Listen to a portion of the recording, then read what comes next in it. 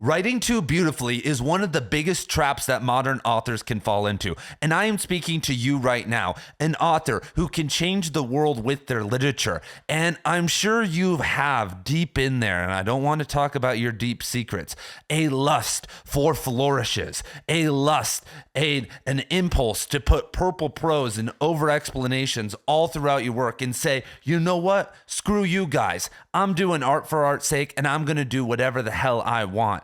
I know you have that within you because all real authors do. But all real modern authors who want to be successful, who don't want to die in the Kindle graveyard and become bitter, no one likes my work. All of us have to walk the line between the poetic impulse and the storytelling impulse. And Michel Houellebecq, one of the best modern authors, said of this, the struggle between poetry and prose is a constant in my life. If you obey the poetic impulse, you risk becoming unreadable. If you disobey, you are ready for a career as an honest storyteller. You might get the impression that I have a mild contempt for storytelling, which is only somewhat true. And Houellebecq is 100% on point here. Because sometimes when I talk about creating a literary renaissance and making something transformative or transcendent, like this really good piece of writing, because I know you can do it, people will say, what happened to just telling a story? Can't we all just tell stories? No, actually we can't. Millions, tens of millions, hundreds of millions of stories have been told and recorded. And if we just want to be honest storytellers and tell things how they are, then good luck, nobody is going to care unless you get really lucky. On the other side, if you want to be aesthetic, just to be aesthetic, if you want to throw the scarf over your shoulder, and I used to have this professor and I saw him do a poetry reading, and I don't have a book on me, but he'd throw his scarf over and he hunches back. He'd be like, da, da, da. And he was a very talented writer, don't get me wrong, but it was just way too academic, way too aesthetic. He was what we call a versifier. You do not want to be a versifier. You want to be an activator, a wake-up artist, whether you are writing entertaining or transformative fiction. And this is a very hard thing to balance because one thing that almost everybody needs right now, 90-something% of you guys, including myself, need to be trained in sentence structure. If you go hard, if you just write for tens of thousands of hours and actually do it, not just like meander around, you will find your way into all the secrets of sentence structure. Because through time, you will see, oh, put the appositive there and the modifier here. And it all kind of works itself out. But there are shortcuts. You can study how sentences work, learn how they affect the reader, and know when to use them at the proper time. And there is an art to that. But in that process, you can fall in love with it way too much. Because the thing about poetry is that most of the time, you should keep it under 30 lines, because I believe with poetry and with writing beautifully and with getting this mood that you only can hold it on for so long, that when you have these epic poems or these really long poems that people want to do.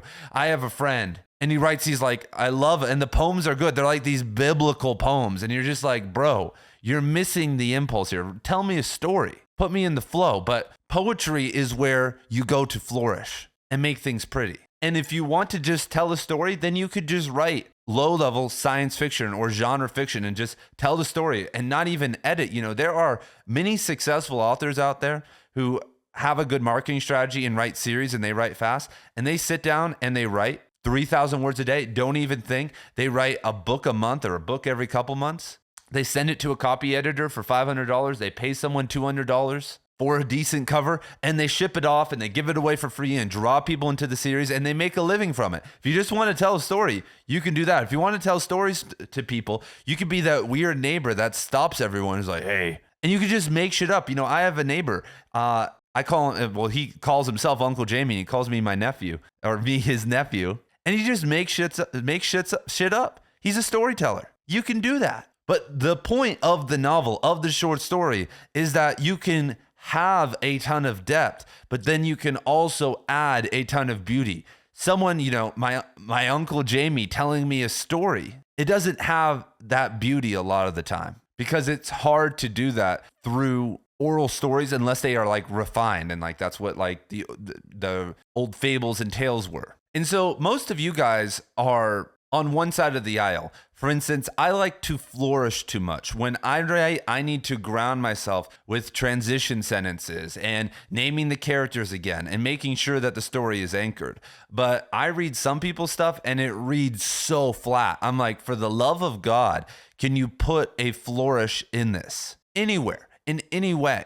And it's important to note which one you prefer right now in your skills in both storytelling and, aesthetic quality, because they are things that you can improve. They are, if we were playing an MMORPG, they are like your level. Like you have a level 42 beauty and a level 85 storytelling ability, and you can increase them because eventually we get people like a Cormac McCarthy, a Nabokov, and countless other authors who are functioning at a high level in both realms. And that's the true mission of the literary renaissance, because the beauty of your story is showing someone a transcendent quality or a descendant quality. It's showing something to them that they want to strive for, that they also want to feel, that either uplifts them or takes them down. And the storytelling helps them unleash their inner archetypes. It helps them imagine a different reality for themselves that they can reproject inward, and hopefully that will help them. But right now, I'm seeing a lot of this kind of go malignant.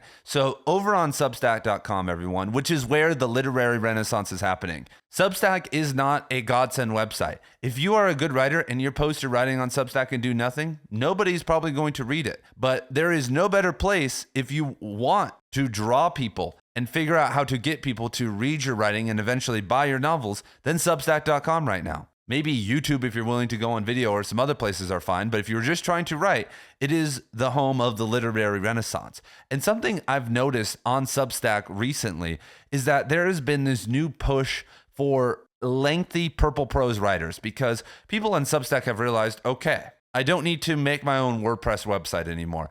I don't need to sign up for a server and buy a domain name and do all this and get the font right. I don't need to do anything. I can just set it up and it will be ready in 10 minutes. And I can post my backlog and get active. So the ease of getting into it has basically been able to draw everybody in. This is why people like Margaret Atwood, Sherman Alexie, George Saunders, who are all, I think, maybe not George Saunders, but the others are all over 60s, and they're over 60 and they're using the platform. It's very easy to use. And so people in different languages, anyone can get on it. And so there has been this trend recently that was kind of spearheaded by Vincenzo Barney's piece on Cormac McCarthy and Augusta Britt in Vanity Fair, where authors are writing 6,000 to 12,000 word pieces, mostly nonfiction, that are just laced with purple prose. Like, for instance, they'll do a review of Right Conscious or a review of Pale Fire, and instead of writing a more reader-friendly book review or a more academic-style book review or even a classic newspaper-style book review,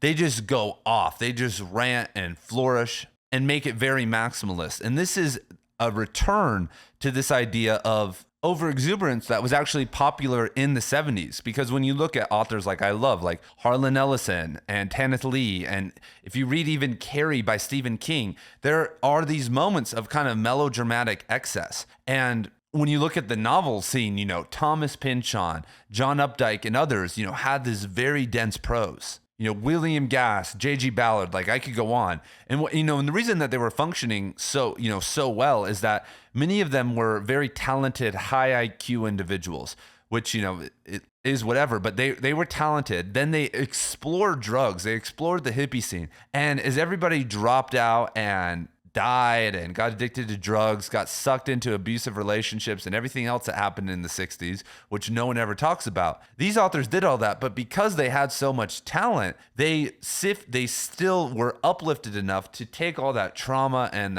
those explorative experiences and then project that onto the page. Because when you take a psychedelic drug, everybody, it is a maximalist experience. If you meditate, which nobody does, like seriously, for over a decade, 45 minutes a day, you can achieve ecstatic heights. You can achieve all the revelations that you can get on psychedelics and more. And it is in a more minimal, sattvic middle path way, unless you are doing like Kundalini meditation and really stoking it. But even then, when I've hit like really high Kundalini highs and like gone deep, it doesn't feel like a psychedelic experience, because a psychedelic is an alien entity that has entered the body, entered the soul, and it's projecting and forcing things out. Dreams, desires, regrets, like everything. Like if your boy took a mushroom cap right now, I'd be like, I should help my family more. They should be on a better diet. Like I always have shit like that in the wave of other stuff. And then when you look at many of these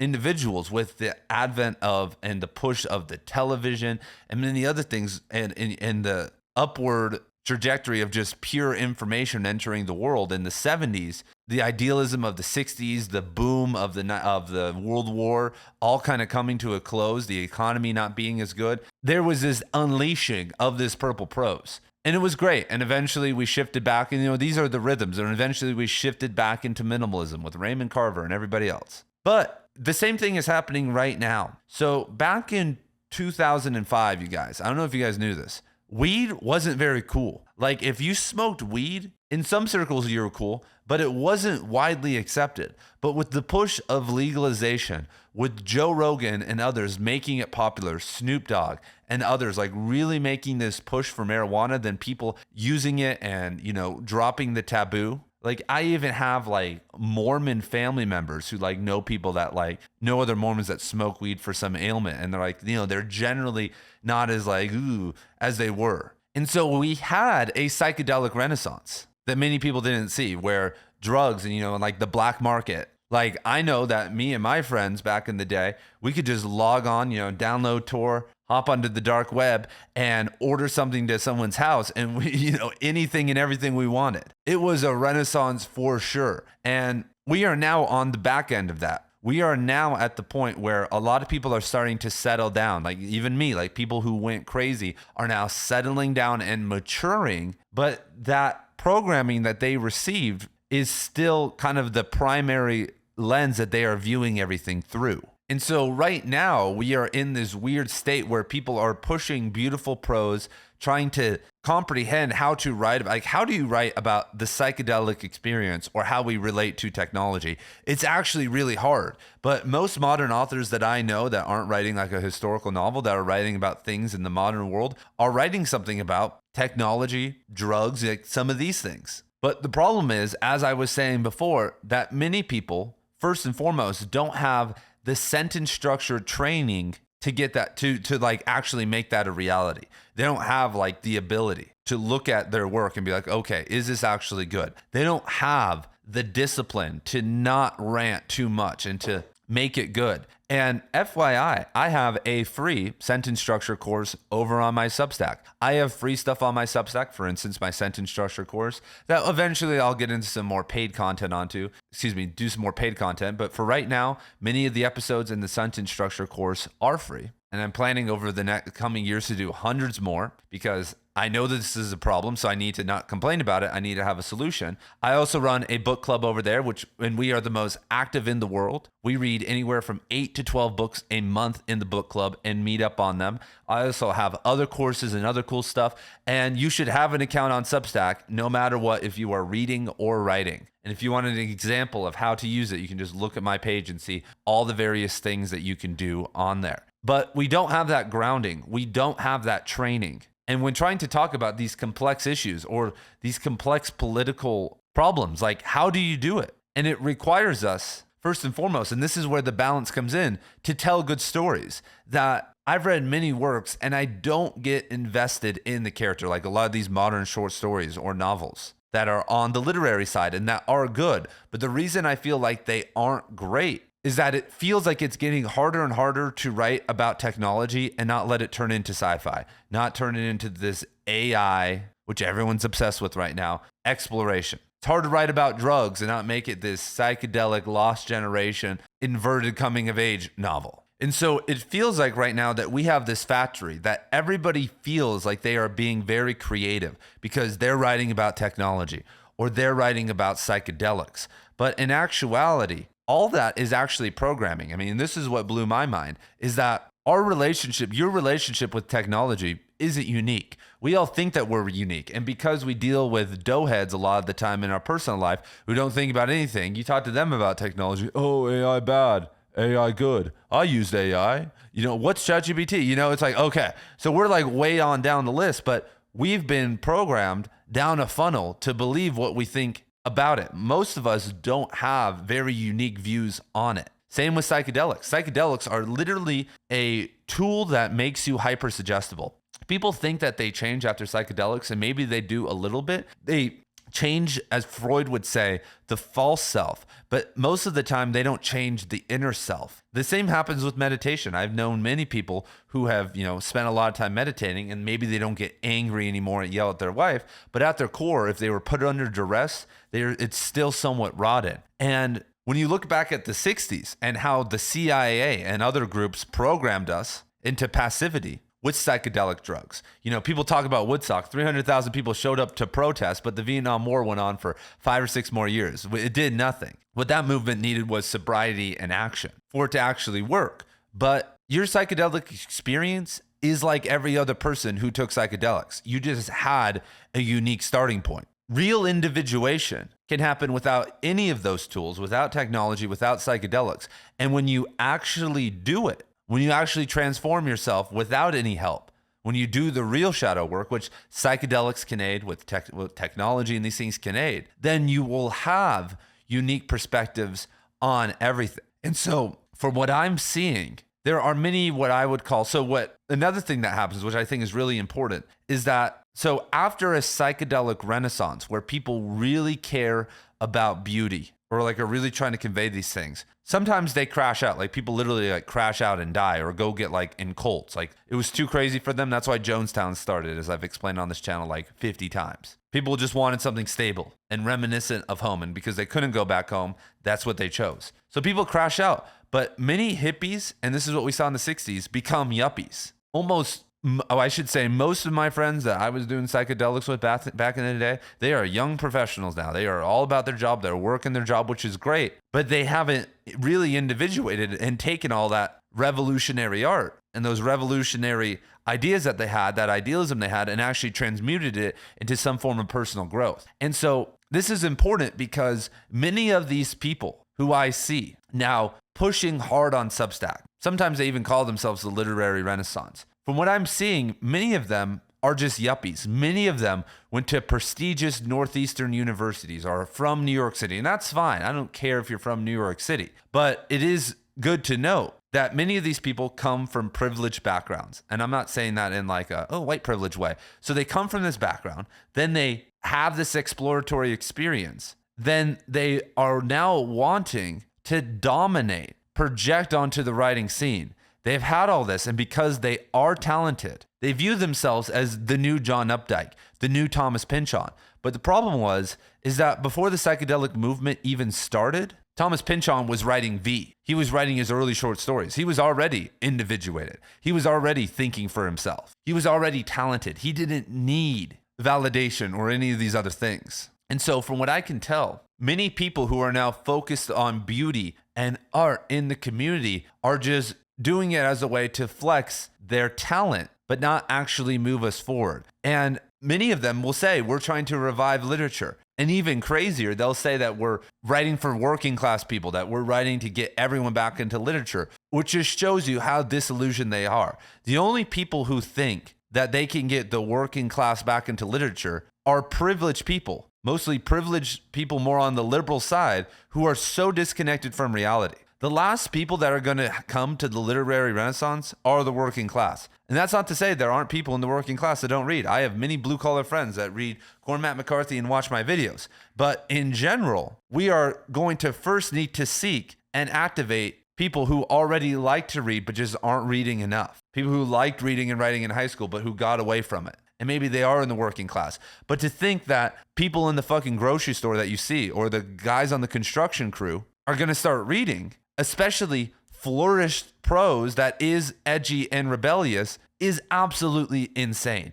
Because those same people don't listen to edgy and flourished music, which is a much easier medium to digest. They don't watch and seek out edgy and artistic movies or comedy. They are perfectly fine watching Bert Kreischer or whatever when they can maybe seek out someone a little bit more artistic. They don't And so to think that they'll come to the hardest medium, the medium that literally requires energy for you to consume and think about and grapple with, and it requires skill. Like you could sit and watch a movie and not get it, but you just watch it and it's somewhat entertaining because the glow on the screen and blah, blah, blah.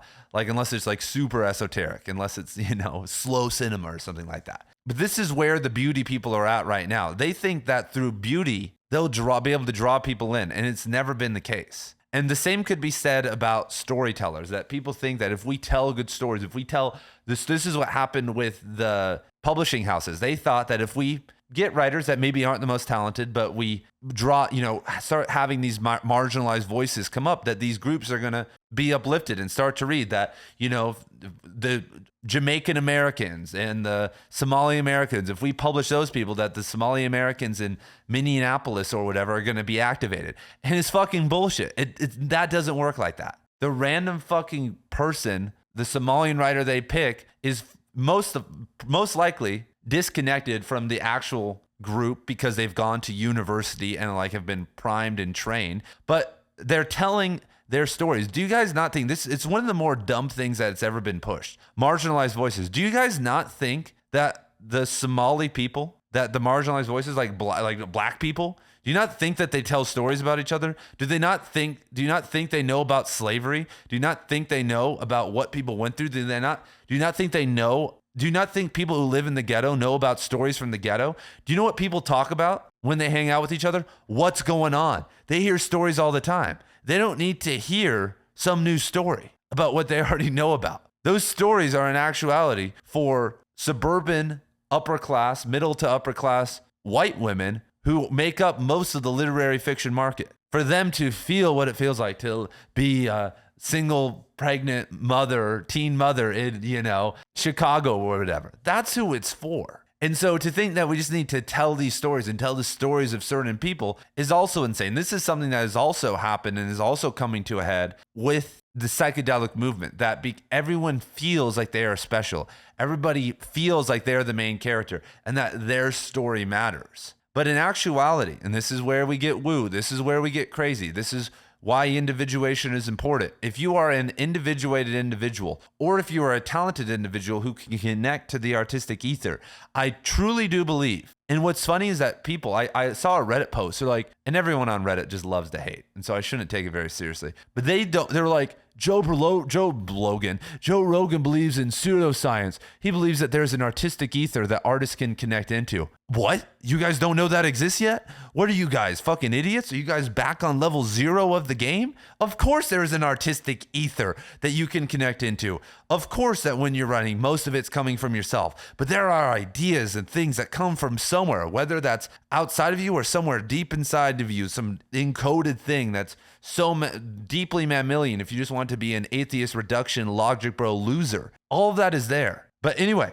it exists out there. And if you can learn how to tap into that and you enhance your skills and you get good and you practice sentence structure and study how stories work, but then you let that be your main guide and inspiration, oh man, you know what's going to happen? You're going to just write the right story. You don't need to write a marginal, it's not about marginalized voices or beauty. You're going to put down the right thing. And the energy that you're going to bring, you're going to see where the beauty needs to be. You're going to see it's going to be the perfect balance. And this is how most authors work. Because when you do this, when you have that anchor, then you can write really beautifully and you can tell an intense story and it's not going to be too much for people. I was on a plane last night. I had to go to Las Vegas for something.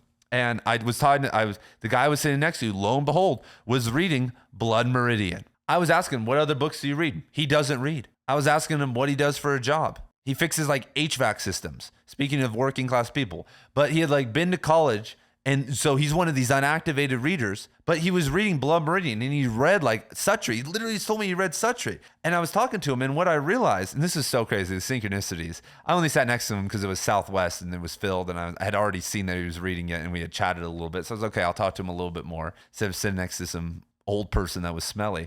But I feel like Suttree for sure, more so than Blood Meridian, was probably kind of a push for him in terms of, I don't want to say his reading level, but what he has the energy for. But because he was invested, not just in Cormac McCarthy's work, but in the persona of Cormac McCarthy, because people don't realize that's why Cormac McCarthy is successful. The reason we all have hopefully read Cormac McCarthy was because in 2007, No Country for Old Men blew our minds. And we saw that and we're like, holy shit. But No Country for Old Men is his like entertaining thriller work. Almost all of his other works are kind of more slow, artistic explorations. Even Blood Meridian, outside of a lot of the war scenes, is kind of, they're just riding around and, you know, like there's a lot of contemplative stuff going on. And so it's a really good thing to think about that Cormac was tapped into that. And because he can uplift people. He can get people that normally, if they weren't invested because of his persona and his mystique and all this other stuff, that combined with his writing can uplift people to read something way harder or something they would never have read before. And so that's what I see happening with a lot of this new writing,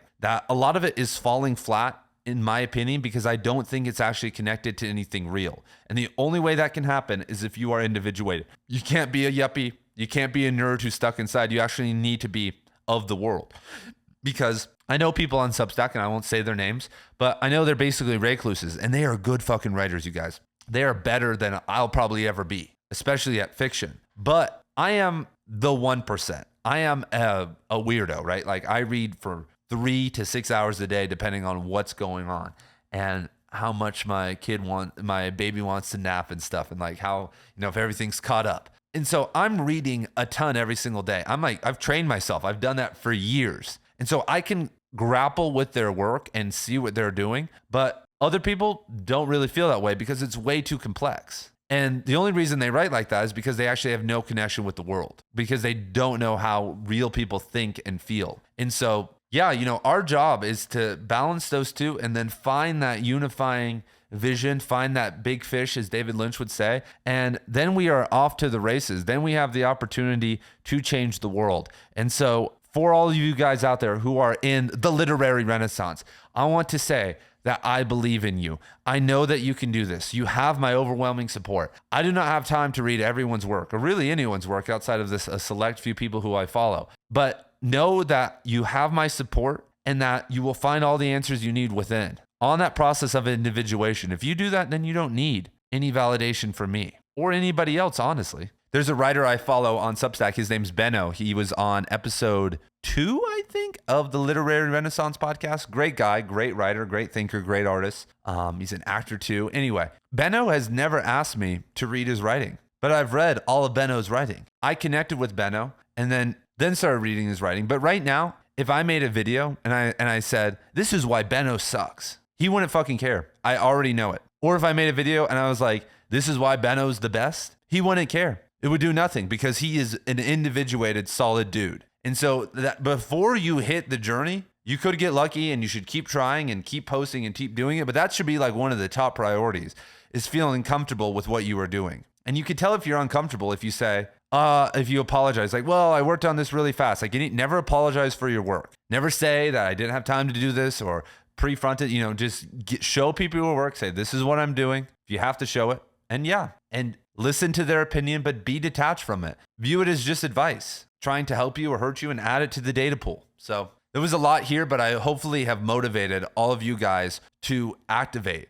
to see, to believe in yourself, in the vision. And I know that we can do this because everyone I've talked to isn't one of those yuppies. Like all the people I fuck with and roll with on Substack, like nobody is like that. Everybody is like really connected to that source and like really working on it. And so right now it may seem bleak because I see these dudes and they're successful, but it's because they've had previous experience and connections in the industry that they can kind of ascend on Substack to sometimes the top or, you know, jump over everybody else. But we will catch up in time. I am here to help you guys make that happen.